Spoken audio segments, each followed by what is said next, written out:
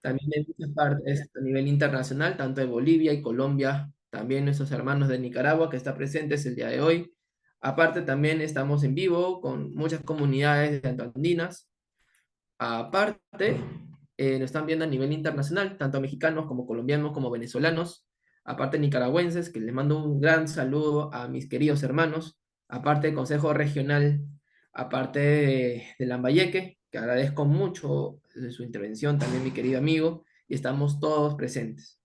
De igual manera, damos inicio con la intervención de Juan Pacheco, que él es profesor de cursos de gestión de proyectos e ideas emprendedoras en la Academia de Escultoría Neoancestrales, ¿no? Director académico de dicha academia y miembro de la Asociación de Hombres por la Igualdad de Género, Hombres Tejedores. Juan, su querido amigo, ha trabajado intensamente en la promoción de igualdad de género y la creación de espacios para el desarrollo de proyectos y emprendimientos inclusivos. Su perspectiva como académico y activista nos brindará una visión única sobre cómo la igualdad de género se integra en un ámbito educativo, profesional y comunitario. Seguro que su experiencia, que nos van a ir el día de hoy, de conversatorio y compromiso, nos ofrecerán valiosas reflexiones sobre cómo desde nuestras diversas áreas podemos contribuir a transformar la sociedad en una más igualitaria. Bienvenido, doctor Juan Pacheco. Estamos todos orgullosos de usted. Estimado. Muy buenas tardes. Muchísimas gracias por esta invitación a este conversatorio sobre igualdad de género y compartir esta reunión contigo y también con Luisa Morota, quien conozco de Cierre Exportadora, ¿no? Eh, sí, así es, José, la conozco de Cierre Exportadora. Por lo tanto, creo que va a haber una charla muy amena hoy día. Conozco la trayectoria y el trabajo de Luisa, así que vamos a ver cómo trabajamos. En el tema de igualdad de género, he trabajado desde la Academia Escultórica Neoancestrales, que tiene 32 años, va a cumplir 33 este año. Trabajamos con mujeres, ¿no? Es una academia que está compuesta en su totalidad por mujeres. Y en esta academia lo que hacemos es emprendimiento y desarrollo empresarial de las mujeres a partir de la promoción de joyería tejida en la técnica tejido de punto peruano, ¿no? Esa es una actividad empresarial que yo tuve y que hoy día se ha convertido en una comunidad. Adicionalmente a eso, tengo una labor artística, soy escultor de profesión, ¿no? Soy escultor de profesión y como escultor estoy dedicado a la parte teórica de la escultura, resolver temas de conceptos, fundamentos, metodologías, pedagogías, ¿no? Y esa es mi área de acción directamente en mi carrera de escultor, ¿no? Tengo ahí más de 35 años de labor profesional difundiendo la escultura desde un enfoque contemporáneo. En la parte política, eh, he trabajado el activismo y he sido dirigente gremial de la pequeña empresa en Perú y también he trabajado el tema del sector joyero, ¿no? Que hemos liderado y hemos logrado un buen trabajo allí. En el tema de igualdad de género, soy miembro de la Asociación de Hombres por la Igualdad de Género, fundada en Málaga, España, y desde esta asociación trabajamos intensamente en el desarrollo de hombres igualitarios. Estamos haciendo una labor interesante de reformular o reeducar a los hombres para que tengan una perspectiva y puedan entender, porque uno de los principales problemas que se ve no solo en el Perú, también en España y en otros países de Latinoamérica o de Hispanoamérica, que es un tema de conocimientos. La gente desconoce, ¿no? Entonces, al desconocer la propia legalidad, hoy día los hombres, algunos hombres, ya no todos, pero digamos, la gran mayoría de hombres todavía, cometen actos que en el Perú es penado por la legislación peruana. Y eso es un desconocimiento que parte de nuestra tarea de educar a los hombres, ¿no? Y a eso en la Asociación Hombres por la Igualdad de Género llamamos nuevas masculinidades. ¿no? El nuevo masculino, así como yo creé un momento el movimiento neo-ancestral, el neo-masculino es un ser que entiende que la fémina es igual a él en todos los derechos reconocidos por la ley y la Constitución lo garantiza además, ¿no? Entonces, brevemente, un panorama de qué es lo que estoy haciendo, en qué estoy trabajando y ya, estaré atento para la secuencia de este conversatorio del día de hoy. Muchas gracias por la invitación. No, muchas gracias a ti, más bien, yo, Juan Pacheco, de verdad, me entusiasma mucho que estés con nosotros, ¿no? Viendo el tema, ¿no? De que también la igualdad de género tenemos que saber el tema no solamente privado, sino también público, saber esas diferencias también de cómo nosotros también, como decía responsable, también creo que hay que verlo en el ámbito un poco más gobernativo, como yo lo veo yo, en el Congreso de la República, lo veo mucho más margen de que gran porcentaje, al menos 5% de CEOs son mujeres. En parte han crecido mucho las brechas salariales, se ha reducido tanto el tema de empleamiento, aparte también tenemos que ver el tema de trabajo, tenemos que ver el tema también de la educación de calidad, aparte tenemos que saber qué es lo que nos dice la Carta Magna de la Constitución a base de cómo tenemos que estar lineamientos positivistas en cambio de la igualdad de género. ¿Qué nos dice las Naciones Unidas sobre cómo tenemos que ver esas experiencias o esas trascendentales en tema de trabajos, que es muy importante que tenemos que tomar en cuenta? Yo estoy completamente seguro de que de verdad hay mucho que avanzar, mucho que hacer, y sobre todo hay que empoderar siempre, ¿no? Esa parte tan ancestral como tú lo estás viendo, que creo que para mí es importantísimo en parte. De igual manera, ¿no? Estas secciones de proyectos, por ejemplo, que nosotros lo vemos, es muy importante, aparte del impacto, ¿no? ¿Cómo tú lo viviste en tu comunidad, donde tú estás como miembro de la Asociación de Hombres por la Igualdad de Género? ¿Cómo lo percibiste en ese ámbito? Puedes compartir con nosotros.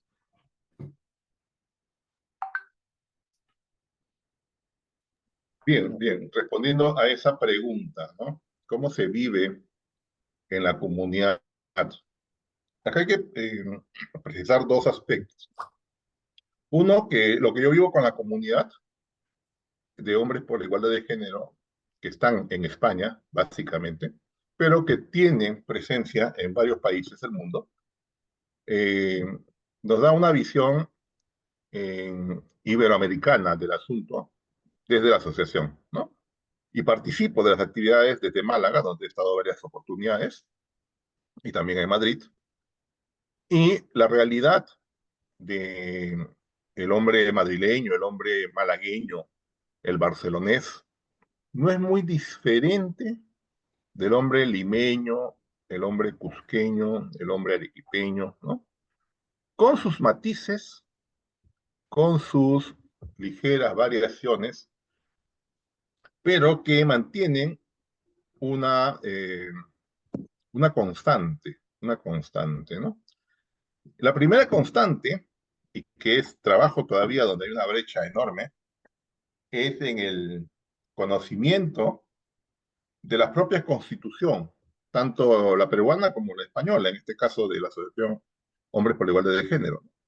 A pesar de que en España hay una mayor cantidad de hombres que dominan el conocimiento de su propia constitución, todavía hay quienes no lo hacen e incurren en eh, conductas que hoy día no se ven bien, ¿no? Y que la legislación lo castiga.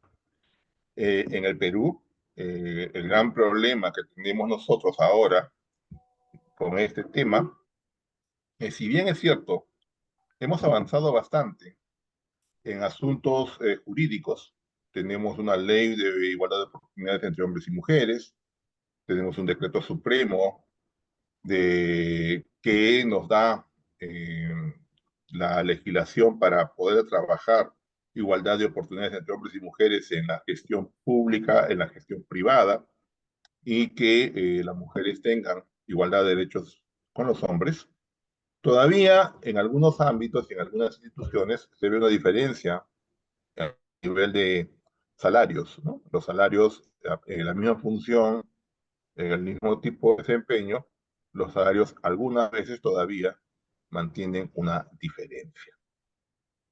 Sin embargo, eh, lo que se está haciendo en Perú y lo que estamos viendo ya desde la asociación, y es un tema de análisis que todavía no está cerrado, pero es un debate que estamos teniendo justamente en estos últimos 2 años, es que vigilar y castigar no es la solución a la problemática.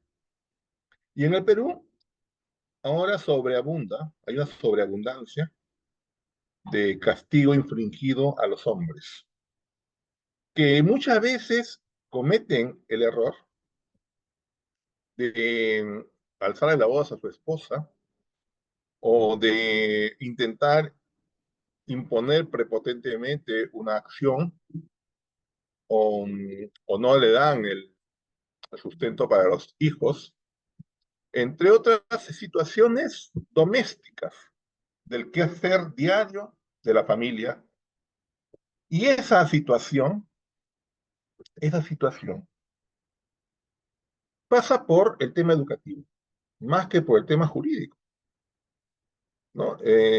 Nosotros hemos sido educados por nuestras madres y por nuestros padres, y muchas veces proviniendo de la misma casa, entre hermanos, todavía tenemos pensamientos diferentes o tenemos diferencias al momento de abordar algunos temas, como por ejemplo este tema que nos reúne hoy día, la igualdad de género. ¿No? Conmigo puedo decirlo directamente, ¿no? Hay una diferencia de pensamiento con un hermano, uno de mis hermanos, y eso que él es un hombre instruido igual que yo y que puede entender la legislación, pero hay un tema formativo que viene de la familia, ¿no? Hay un tema formativo que viene de la familia. Y ese tema formativo que viene de la familia da por educar a los hombres, a los pater family, como se dice, pero también a la madre, a la matrona de casa, porque de alguna manera las mamás nos dan una enseñanza con unas características, ya ahora menos porque ya las mamás están más ocupadas en asuntos personales de su propio desarrollo profesional, en muchos casos, ¿no? O de sus actividades para poder sobrevivir, que lo vemos a diario. Pero cuando yo era un chico de 15 años que estaba entrando a la universidad, a los 17 entré a la universidad, eh, lo que nosotros teníamos como formación para relacionarnos con otras personas del sexo opuesto, era una formación con unas características. En el camino aprendimos. En el camino aprendimos. Yo aprendí porque soy un hombre de libre pensamiento y me gustó meterme en estos temas bueno, soy escultor de formación, graduado de la Universidad Católica, y por estas preocupaciones políticas que tengo de manera personal, tengo formación jurídica. Yo estudié Derecho 3 años, no soy abogado, pero entiendo perfectamente el asunto jurídico.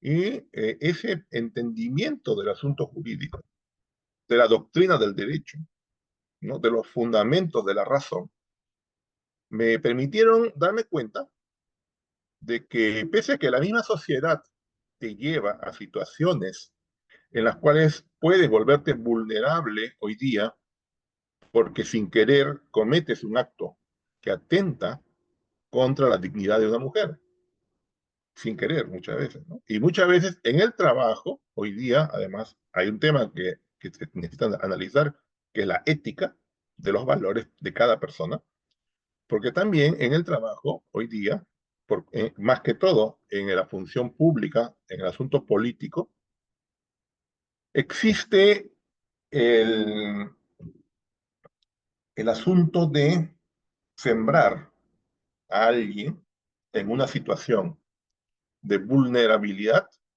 frente a la igualdad de género, ¿no? Y eso lo estamos viendo ahora mismo en la televisión, ¿no? A sabiendas que no se debe, porque acá hay que tomar en cuenta una cosa, ¿no? O sea, Cuando yo estuve en función pública, me decían, ¿quién te ha dicho que no se puede? ¿Dónde está la ley que te lo prohíbe? Yo les digo, yo le respondí a esa persona, no es que la ley lo prohíba, no es que haya un artículo de la legislación o del código que te diga que es así. Lo que en ese caso es que no debes hacerlo, ¿no? De ahí surge esa frase famosa de un abogado en una defensa, en un caso de este tipo, dijo, pero eso es un pecado, ¿no? Es un pecado, no es una falta, no es un delito. Claro, hoy día es un delito tipificado, hoy día es un delito tipificado, ya no es un pecado, no puede ser visto como un pecado, pero todavía hay gente que lo entiende así.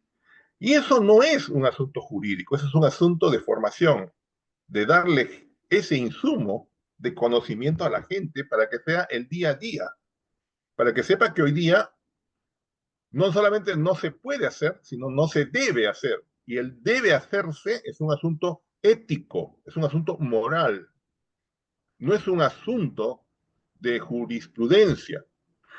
Y entonces, ¿en qué acaba esa persona? Esa persona acaba con una denuncia, acaba con un proceso judicial. El Estado empieza a vigilar, las mujeres empiezan a hacer vigilancia, capturan a los depredadores, como se les llama también en el argot popular, y los castigan, vigilar y castigar. Y entonces hemos llegado a una sociedad donde no podemos hacer muchas cosas, porque hay un asunto de vigilar y castigar en lugar de educar. Ese es el aprendizaje que yo puedo traer a esta conversación del día de hoy, de los 2 años que estamos investigando este tema. Mi postura es esa, ¿no? Necesitamos, para romper la brecha de desigualdad y romper la brecha que está sucediendo hoy día mismo en cada familia, en cada hogar, donde una madre denuncia a su esposo y viene la policía y lo encarcelan.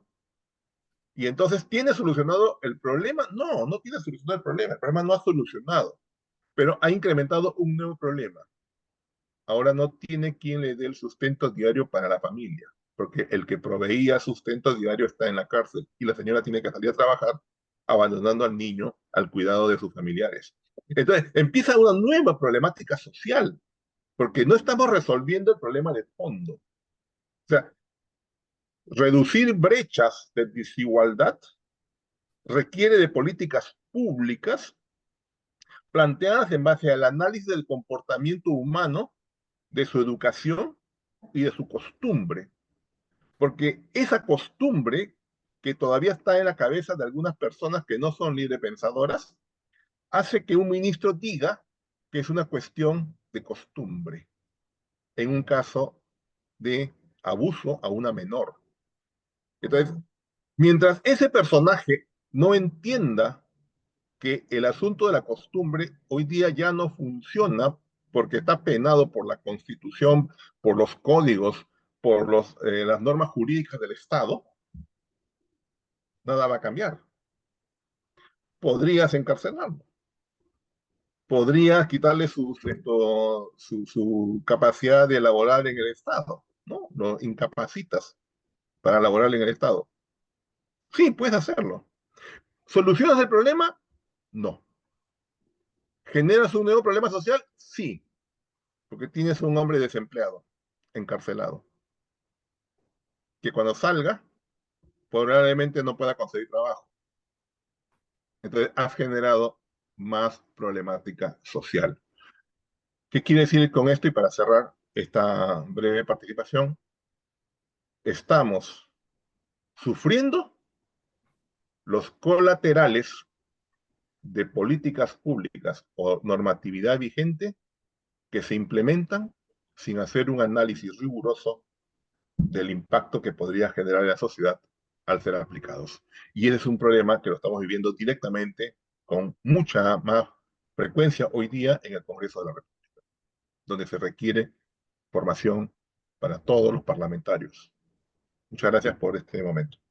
No, muchas gracias, de verdad, muchas gracias, chicos, gracias por la oportunidad, siempre siempre tan preciso, tan siempre con el tema de igualdad de género, no solamente para mujeres, sino para hombres también, y siempre trabajamos también por igualdad de todos los derechos. De verdad, estamos agradecidos. Ahora, gracias, de verdad, estamos agradecidos por el Congreso de la República. Ahora vamos a dar paso a la intervención de Luisa Morote, que es ingeniera pesquera con maestría en innovación y emprendimiento, con amplios estudios en el área de gestión de proyectos, auditoría ambiental y especialización en artesanías a través de Dirección de Promoción de Negocios de Sierra Exportadora. Además, Luisa es líder de la comunidad de agentes de cambio sostenido, investigadora de Concitec. Su experiencia en implementación de proyectos sostenibles y su liderazgo en la promoción de la igualdad de género, especialmente en el contexto de emprendimientos y el desarrollo territorial, nos brindará una visión profunda de cómo las iniciativas locales y sectoriales pueden contribuir al avance de la igualdad de género en nuestras comunidades. Estoy seguro de que sus aportes, o aporte de ellas, serán fundamentales para cerrar esta conversación con valiosas reflexiones sobre el impacto de la igualdad de género en las áreas de innovación y desarrollo sostenible. Damos pase a la doctora Luisa Morote. Bienvenida, ingeniera. Gracias, José Daniel, te agradezco la invitación. Ante todo, gracias, bienvenidos todos, buenas tardes a todos.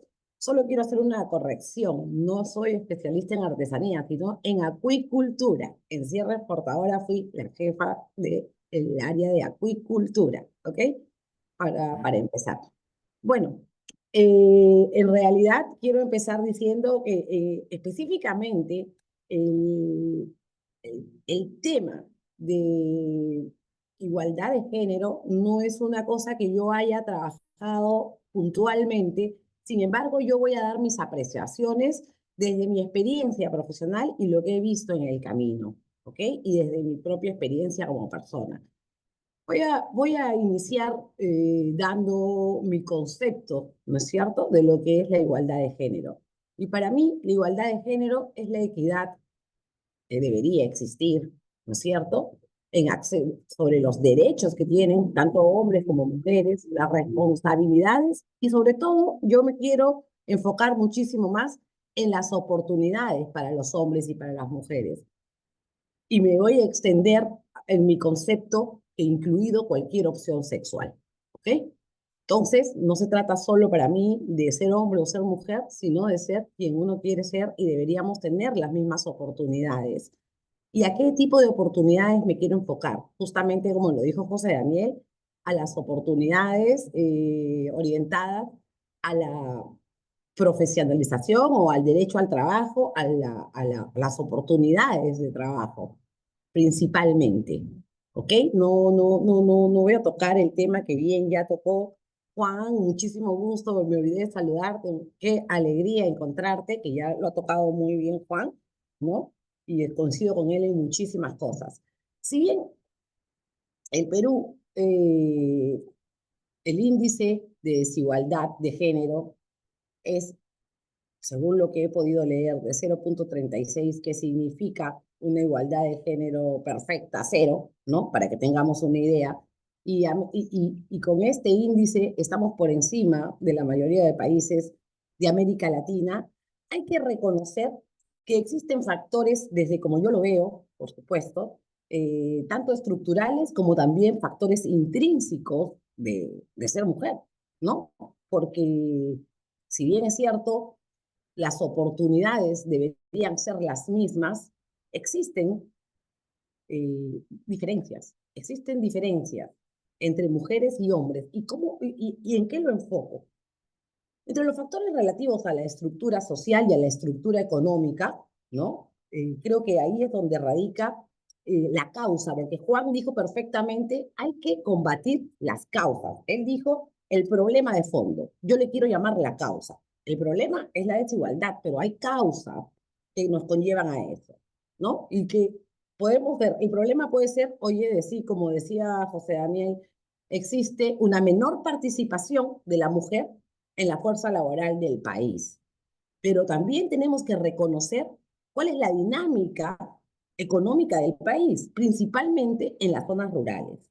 En las zonas rurales, donde un grueso de la economía se mueve por las actividades primarias, llámese agricultura, acuicultura, ganadería, minería, etcétera, ¿no?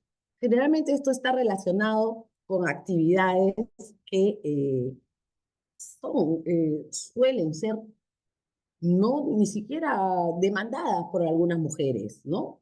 Entonces, en el sector en el que yo trabajo, que es la acuicultura, ¿no? Entonces, hay tareas diarias que se tienen que realizar, como son la selección de los peces, las cosechas de los peces, que requieren, nos guste o no, de fuerza, y en donde la mayoría de quienes trabajan son hombres. Existen otras actividades alternas, que es la alimentación, por ejemplo, de los peces, el cuidado de su salud, el sacar las mortandades, que sí comienzan ya a ser realizadas por algunas mujeres. ¿Okay? Entonces, creo que para que en la zona rural realmente se pudiera generar mayores oportunidades laborales para las mujeres, tendríamos que comenzar a promover proyectos que conlleven a una siguiente fase de desarrollo de los eslabones de las cadenas productivas de las actividades primarias.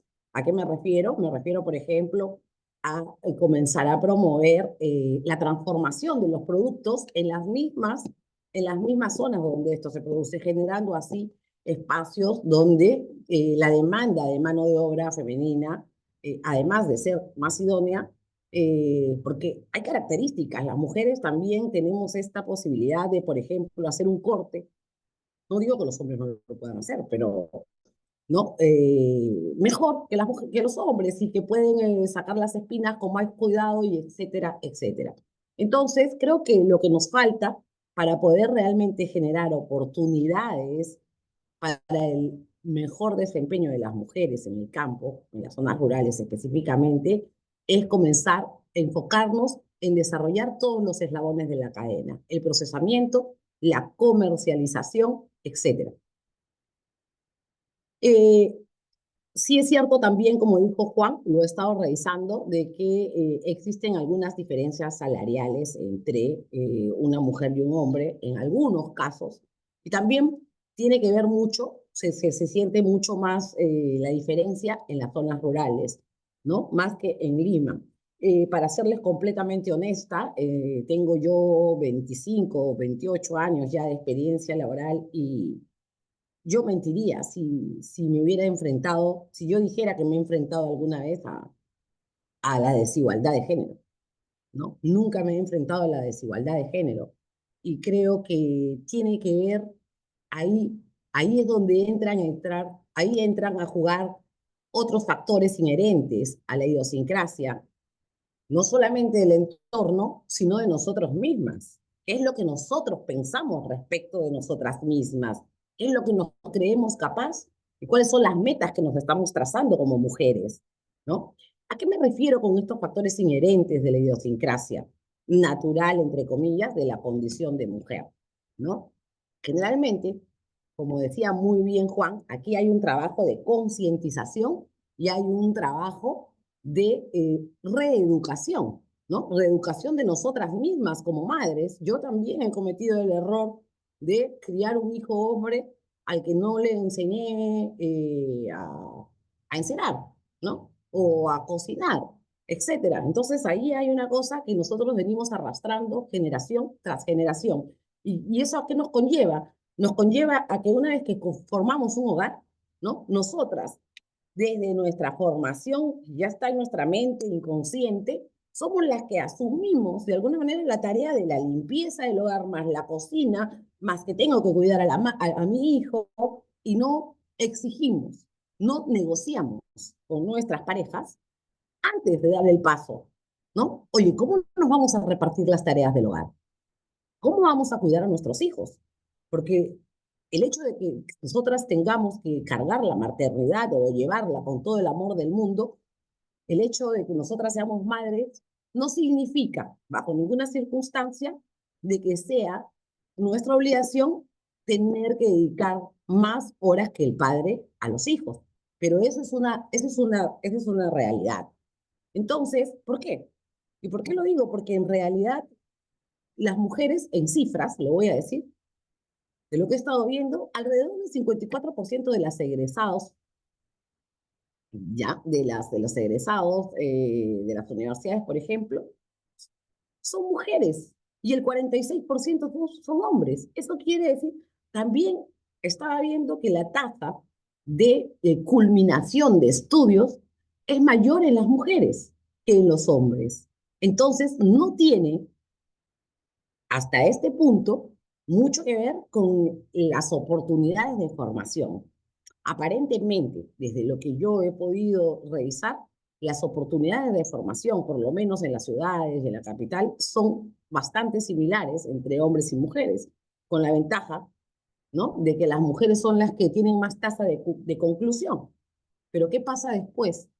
¿No? Una de las motivos de que haya una menor fuerza laboral está también en el grado de deserción posmaternidad. Muchas mujeres terminan desertando a su trabajo por algún tiempo, ¿no? Por ser madres, ¿no? Y cuando se hacen madres, principalmente la primera vez, ¿no? Y algunas ya no vuelven a retomar. Pasa también de que algunas mujeres también son despedidas y eso es algo ante lo que sí creo que es importante levantar la voz y hacer cumplir la ley, ¿no? Porque las leyes están dadas, ¿no? Entonces hay que buscar la aplicación de las mismas, ¿ok? ¿Qué más puedo decir yo? Creo que entonces, creo que lo más importante es, yo me quedaría con que la principal razón de la desigualdad de género es una cuestión de conciencia social, ¿no? Una cuestión de conciencia social en la que nosotras como mujeres no deberíamos, no necesitamos, sí es cierto que tenemos que hacer cumplir la ley, pero no deberíamos quedarnos esperando que el Estado haga algo por nosotras. Tenemos que exigir que lo haga, es cierto, pero creo que nosotras también podemos tomar acción, tomar nuestras propias acciones. Uno de ellos es la sensibilización, sensibilizarnos a nosotras mismas, conocer nuestros derechos y hacerlos cumplir, ¿correcto? Participar en charlas como estas, me parece fantástico, felicitaciones, José Daniel, ¿no? En donde realmente pues podamos hablar de estos temas abiertamente y motivar campañas de concientización y principalmente ser conscientes de que tenemos que cambiar la forma en la que educamos a nuestros hijos desde la infancia, no solamente en casa, sino también buscar alternativas de estudio desde el colegio, en donde se tenga una política claramente establecida de igualdad de género y de comenzar de formar a los niños y niñas, ¿no? Porque ellos son al final el futuro y nosotros queremos cambiar las tendencias, no solo del presente, sino asegurar que estas tendencias se vayan aminorando en el futuro, ¿no? Otro de los espacios en donde las mujeres nos falta participación es en la participación política y ciudadana, ¿no? Y creo que también sería muy fundamental comenzar a conformar nuestras propias comunidades, nuestros propios movimientos, incluso nuestros propios partidos. O sea, si es que los espacios políticos no le dan un espacio protagonista a las mujeres, creo que es un buen momento para comenzar a pensar en cómo nos vamos a organizar hacia el futuro, ¿no? Otra manera de también hacer oírnos es participar en las audiencias públicas. Es algo que nosotros generalmente no lo tenemos en mente. Las audiencias públicas son eventos obligatorios que tienen que hacer las municipalidades, los gobiernos regionales e incluso los ministerios para programar las actividades que se van a realizar en el siguiente año. Y al nosotros no participar en ello, entonces dejamos que se establezcan actividades y acciones en donde a veces no se está tomando en cuenta esta consideración, ¿ok?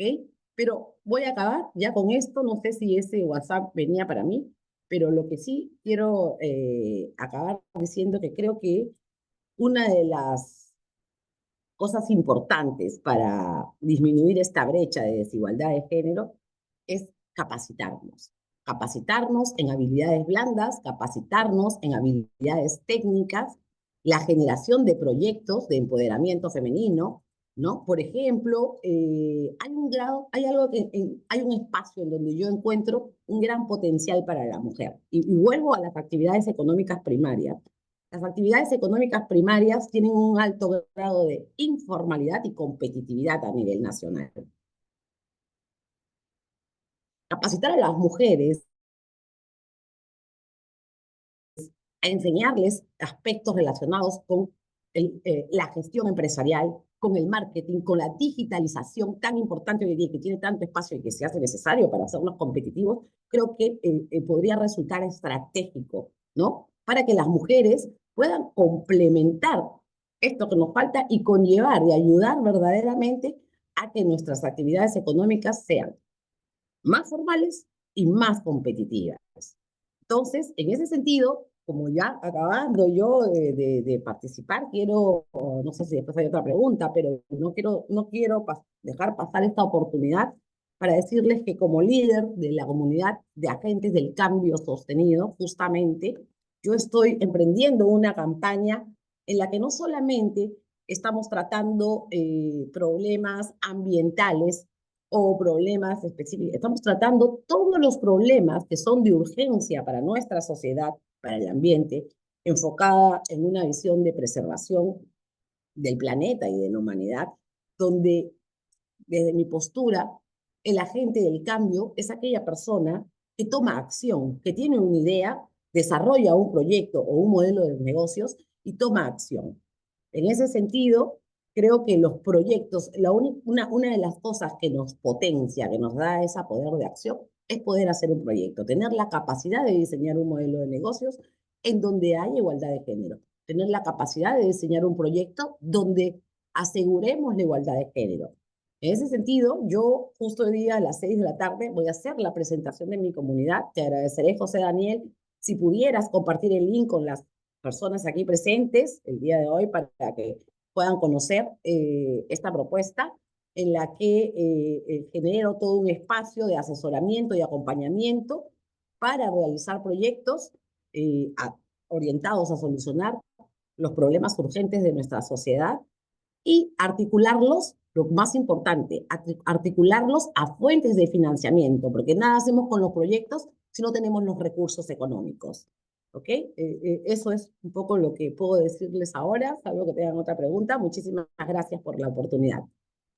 No, muchas gracias, Luisa, por siempre las intervenciones, ¿no? Y de verdad, a ustedes dos, creo que yo les admiro bastante, a ustedes dos son agentes de cambio, a final de cuentas, y creo que es algo muy importante para todos nosotros en general, no solamente que estamos aquí presentes, sino a nivel internacional que nos están viendo en las redes sociales. Para terminar, voy a hacer una pregunta para cada uno de ustedes, ya, una pregunta general. Cada uno tiene solamente 5 minutos para que puedan responder.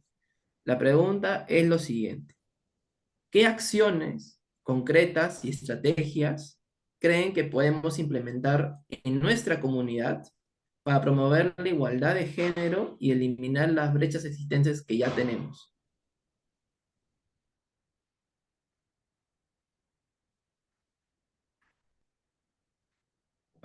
¿Qué acciones concretas y estrategias creen que podemos implementar en nuestra comunidad para promover la igualdad de género y eliminar las brechas existentes? ¿Me estás diciendo a mí o a Doctor, Juan? para ambos, queremos Bueno, escuchar sus voy a opiniones. terminar, ¿no? Yo creo que ya lo dije, pero lo voy a reforzar. Yo creo que las acciones que nosotros tenemos que tomar es, uno, primero, nosotras mismas, empoderarnos como mujeres, trabajar en nuestra independencia económica, en nuestra independencia emocional, en nuestra independencia social, ¿ok? Y esta es una labor que no debemos dejar en nosotros. Sí tenemos que apoyarnos en todos estos grupos tan hermosos que como el que está manejando Juan y en otros muchos más, pero creo que está en nuestras manos, ¿no? Realmente decidir, porque yo, como les puedo decir, tengo 50 años Y en 30 años de vida profesional no conozco la desigualdad, no conozco. Y no lo conozco porque me preparo, porque me he preparado toda la vida y me sigo preparando hasta el día de hoy, porque emprendo, porque no tengo miedo al fracaso y porque tengo carácter. Y tengo carácter porque sé lo que me corresponde, sé cuáles son mis derechos. Eso es uno. El dos, comunidades, redes de mujeres que se apoyen entre sí, redes de mujeres que generen modelos de negocio, que generen negocios, que generen grupos de educación, redes de mujeres que se apoyen mutuamente y que comiencen a intervenir en lo más importante que es la mente de los jóvenes y de los niños. Y tres, lo vuelvo a decir y aprovecho nuevamente, generar nuestros propios proyectos para atender esto y articularlos a los fondos de cooperación. Hay más de 3.000 a 5.000 fondos de cooperación en el mundo y nosotros conocemos 2 o 3. Creo que si nosotros hacemos proyectos de calidad con un enfoque que realmente nos conlleve a disminuir las brechas de desigualdad, generar, y en pocas palabras eso se trata, generar un espacios de, de manifestación y de trabajo para las mujeres, creo que podríamos hacer algo, más allá de lo que también le corresponde al Estado y a otras instituciones y a otras organizaciones que están trabajando en ello, o unirnos con estas organizaciones, invitarlos a hacer alianzas para buscar estos fondos y poder ampliar nuestra capacidad de acción. Gracias. No, muchas gracias, ingeniera, ¿no? Siempre dando las controversias. Querido amigo, querido amigo y compañero, le hago la misma pregunta, doctor. ¿Qué acciones concretas y estrategias cree que podemos implementar en nuestra comunidad, en su comunidad, en la comunidad de todos, para promover la igualdad de género y eliminar las brechas existencias que ya tenemos como país? José Daniel, en esta pregunta voy a volver a insistir en un tema que es bien importante, ¿no? El tema educativo, ¿no? Para romper las brechas hay que educar, ¿no? Voy a referir una, mm, una historia que la vi directamente en un vecindario justo acabando la pandemia, ¿no?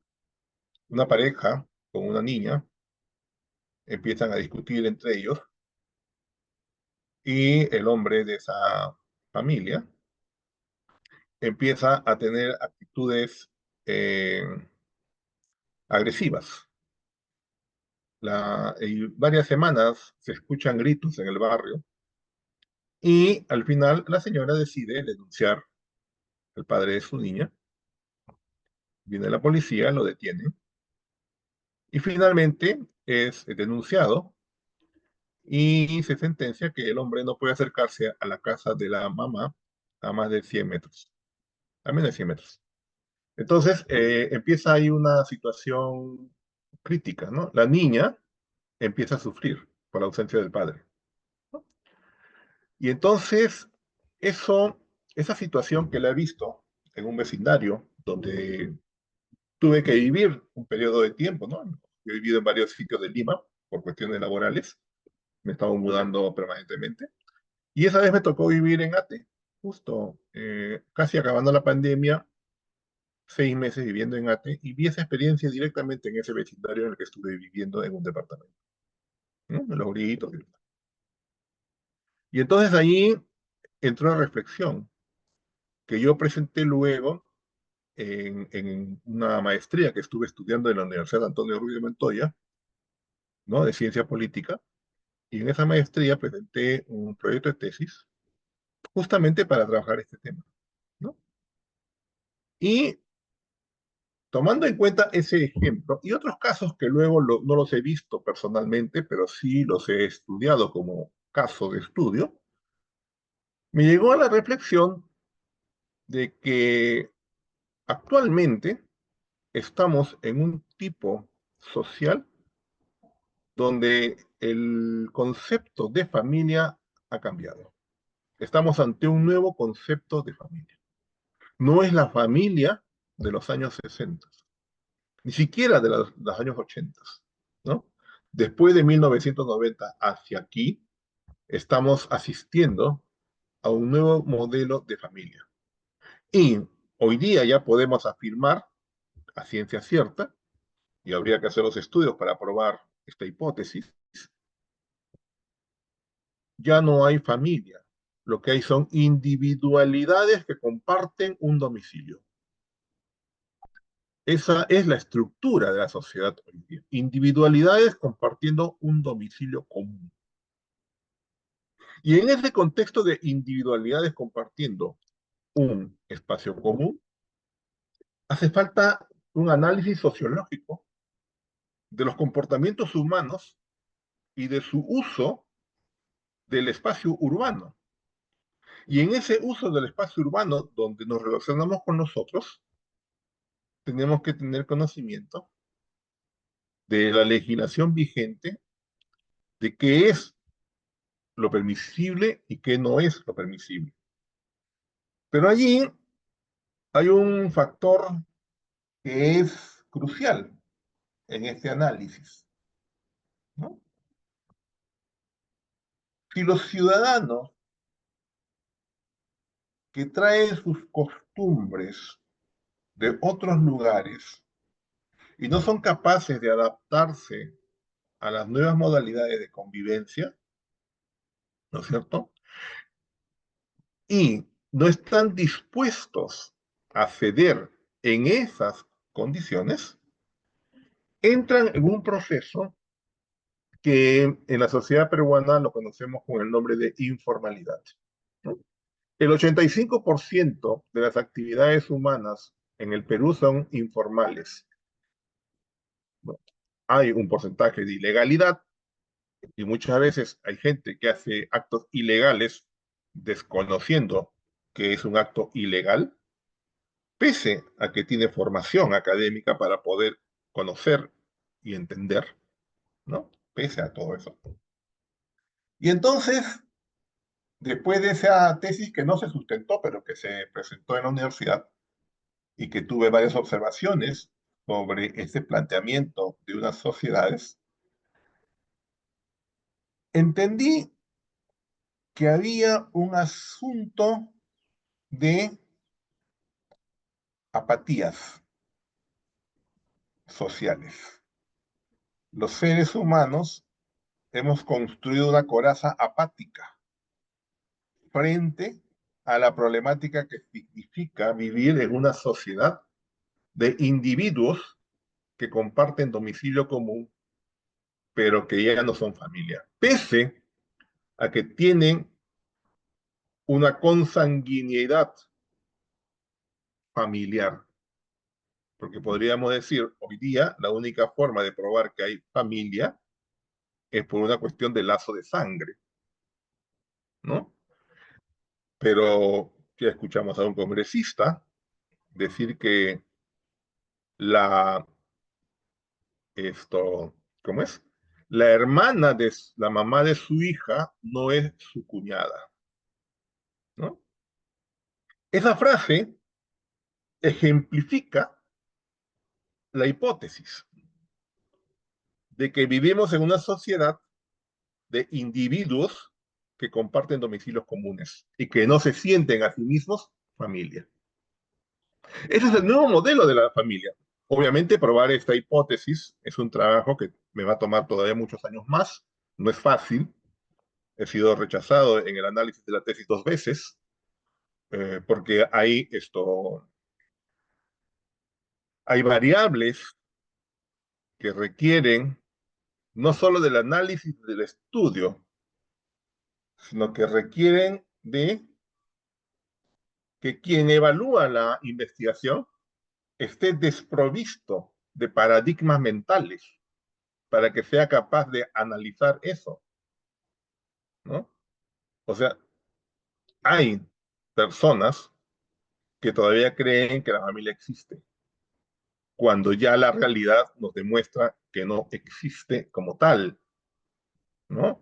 A esto ha contribuido de manera notoria el asunto de el teléfono inteligente que tenemos en mano todos y que obviamente nos aísla en una individualidad absoluta porque no resuelve todo el problema. Hay un caso que se hace cotidiano, personas sentadas en una mesa conversando en el WhatsApp, ¿no? Estando frente a frente. Y eso es parte de la vida cotidiana. Que esté bien o esté mal, es irrelevante. Es el comportamiento humano. Hay que analizar el comportamiento, el fenómeno. Lo que tengo que estudiar es el fenómeno, no tengo que decir si está bien o está mal. Hay quienes dicen, prohibido teléfonos en la mesa, todos sus teléfonos en una caja. Eso es vigilar y castigar. Vigilar y castigar no resuelve el problema. Lo que resuelve el problema es el entendimiento del fenómeno. Como bien dijo Luisa, estudiar las causas del fenómeno, construir las variables de análisis y encontrar en una... uy, me olvidé la palabra ahorita. En un experimento, cuál sería la posible solución a la problemática, ¿no? Pero eso es un trabajo arduo que requiere no solamente el estudio, sino requiere de equipos humanos que primero lo entiendan y luego se convenzan de que ese es el problema. Porque mientras no se convenzan de que ese es el problema, seguiremos aplicando lo que la sociedad en el Perú está aplicando: vigilancia y castigo. Estamos repletos de cámaras en todos los distritos de Lima metropolitana. Hoy día no puedes hacer nada en la vía pública, en algunos distritos más que en otros, porque estás grabado, ¿no? Estás siendo grabado, violando el derecho a la... hoy, hoy estoy un poquito olvidadizo de algunas palabras, ¿no? Al derecho de la privacidad, ¿no? Pero en el espacio público ya no es privado. Sin embargo, hay un nivel de privacidad personal, aún desplazándote en el espacio público.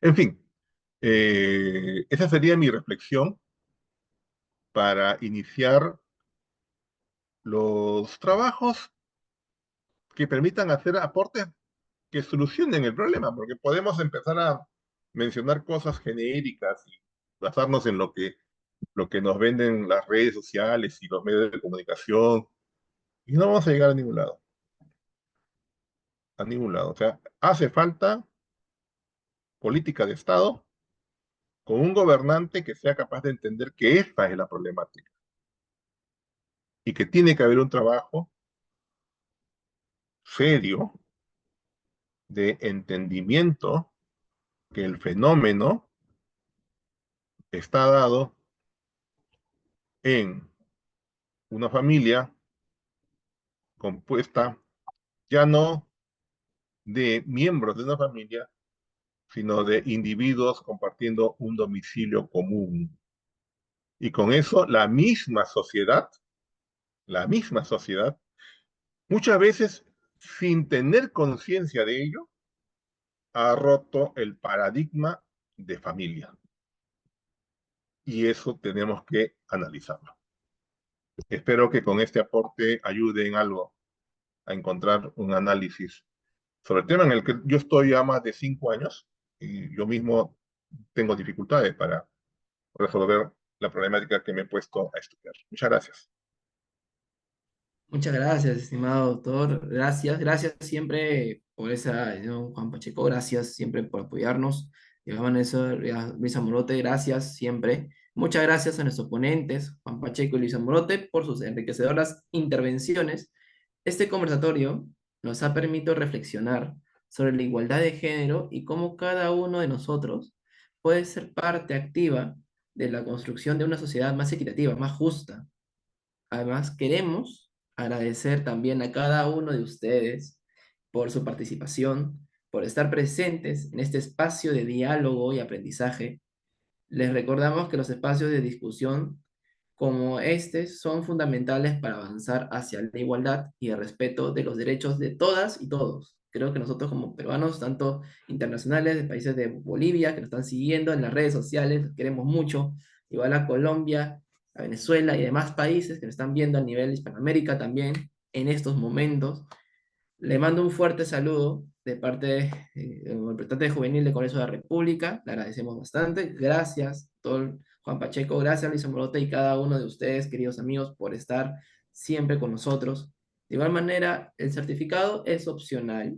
Ahí están los números para que puedan obtener, pero la información está ahí. Ya la hemos grabado incluso el conversatorio que vamos a subir en nuestras redes sociales para que estén todos ahí puestos.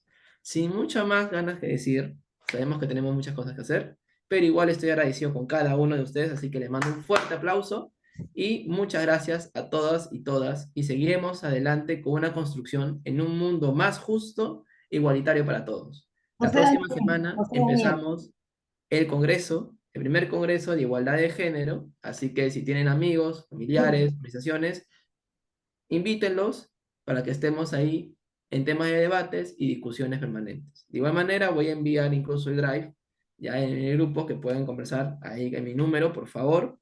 Voy a enviar un Drive para que puedan poner PPTs y puedan subir y cada uno lo pueda descargar sin ningún problema. La información está ampliamente para todos nosotros. Así que muy buenas tardes, cuídense en casa y los queremos un montón. Muchas José gracias. Daniel, José Daniel, dame un minuto, regálame un minuto, quiero hacer una corrección. Quiero hacer una corrección respecto a lo que yo dije, solamente porque no quiero que se me vaya a malinterpretar. Yo dije, no conozco la desigualdad de género y he debido decir, no he sido víctima de Claro. desigualdad de género, porque sí conozco la desigualdad de género. Yo que no he sido víctima de desigualdad de género. Eso quiero aclarar, por favor. Gracias. No, no, no te preocupes, no, no hay ningún problema. Para eso estamos para prestar información. De igual manera, yo agradezco a cada uno de ustedes, gracias por apoyarme, gracias a cada uno de ustedes, son unas personas maravillosas en nuestras vidas. De igual manera, a todos los que han participado el día de hoy y que nos están viendo también, igual agradecemos un montón. Las puertas siempre están abiertas y creo que ese es un modelo muy bonito de partir información. Muchas gracias a todos, cuídense bastante, nos vemos ya la próxima semana. Nos Cuídense. vemos, muchas gracias. Muchas Gracias a gracias. los ponentes, gracias. No, gracias a ustedes. Gracias por invitarnos. Saludos, Juan, un gusto. Te voy a buscar ahí para conversar. Saludos, Luisa. Un gran abrazo por verte hoy día. Igual, no me lo esperaba. Chao. Eso. Ahí nos vemos. Chao, chao. Hasta luego a todos, un fuerte abrazo desde lo que es Bolivia para todos, un fuerte abrazo a los ponentes. Un fuerte abrazo a todos. Gracias, amigo. Gracias, buenas tardes a todos.